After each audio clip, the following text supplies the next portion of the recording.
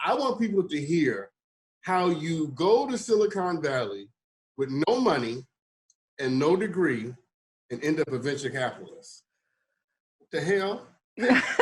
Well, it is a story, and it's why I wrote a book about it called "It's About Damn Time." But the short version of it is, about 5 years ago, I was homeless. I was on food stamps about 6 years ago, and I set out to raise capital for a fund to invest in other people, to invest in other underrepresented people like myself, people who were women, people of color, and LGBTQ, who were founders of companies that I knew had potential but were being overlooked and underestimated.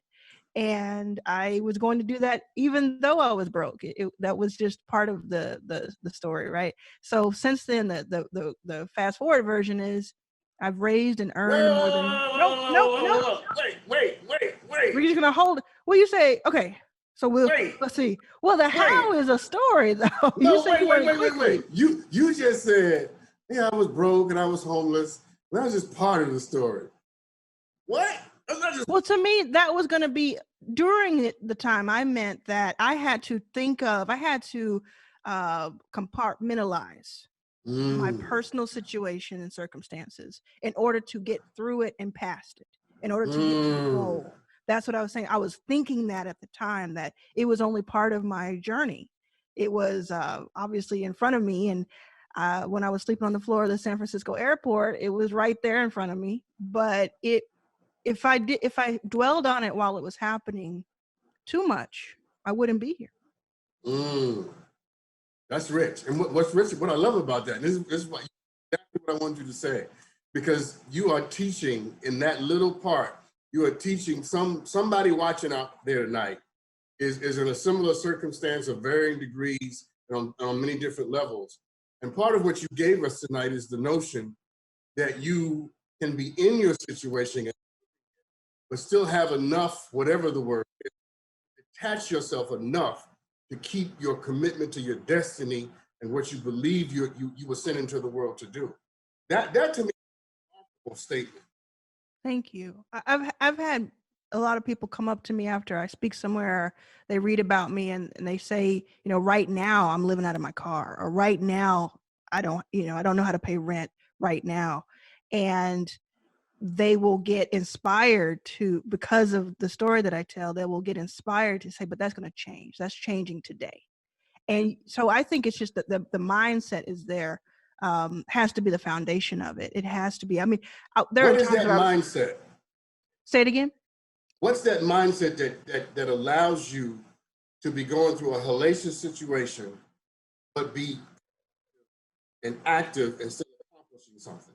For me, it was most important that I understood and knew that this was bigger than me, that if I were to be successful at what I wanted to do, I would be bringing a lot of people along with me.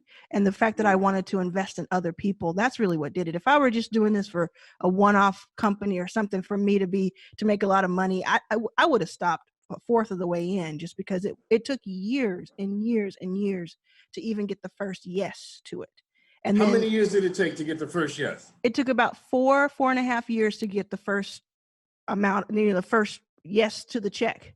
And then another 4.5 years to move forward and get to where I am today. So it's, in some ways it was very fast. And in some ways it was, when it was going really poorly, those days felt like years, so you have to have that. And also just kind of, I've been able to project myself into the future of what it could look like. Visualize it, but also realize, 2014, I was walking around a hotel parking lot, like a motel parking lot, trying to figure out what I was going to do. And I said, this is crazy. You're broke. You're trying to raise a venture capital fund. This is crazy. Do you want to do that? Do you really want to do that? And what I challenged myself to do was, I said, imagine this country and this world 5 years from now, which would have been 2019-20. Is it okay in that mind's eye that that Backstage Capital, the fund that I was raising, does not exist? Is it okay that a fund that is going to only invest in underrepresented founders at the earliest stages doesn't exist? And my eyes went open, and I said, oh no, I can't accept that. I can't accept that a world looks like that, because there was so much that could be impacted if it did exist. And that just set me on this and propelled me on this journey that I've just had to be unstoppable since. So that's powerful. I love that on so many levels.